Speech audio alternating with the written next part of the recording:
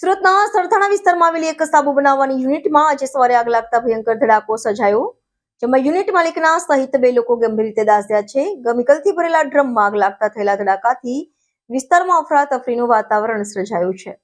સુરતમાં કેમિકલ યુનિટમાં આગ સાથે ધડાકો થયો હતો. સવારે યુનિટમાં કામ દરમિયાન અચાનક કેમિકલ ભરેલા ડ્રમમાં આગ લાગી, જે પછી તત્કાળ ભયંકર ધડાકો થયો. ધડાકાનો અવાજ આસપાસના વિસ્તારોમાં સંભળાયો, જેના કારણે સ્થાનિક લોકોમાં દહેશત ફેલાઈ.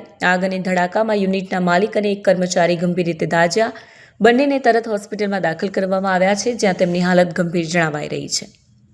ઘટનાની માહિતી મળતા 3 ફાયર સ્ટેશનોની 6 થી વધુ ફાયર ગાડીઓ ઘટનાસ્થળે દોડી ગઈ.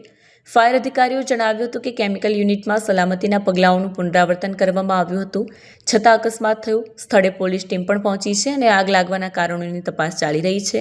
વધુમાં યુનિટને સલામતી ધોરણોનું પાલન ન કરવા બદલ નોટિસ ફટકારવામાં આવશે. ઘટનાથી આસપાસના વિસ્તારોમાં રહેતા લોકોમાં ભયનું વાતાવરણ સર્જાયું છે. કેમિકલ યુનિટોમાં સલામતીના પગલાઓને લઈને ગંભીર ચિંતા વ્યક્ત કરી રહ્યા છે. આ અંગે સખત પગલાં લેવાની માંગ કરી છે. કેમેરામેન હકીમ શેખ સાથે વસીમ હાસમીનો રિપોર્ટ, આઝાદ ન્યૂઝ, સુરત.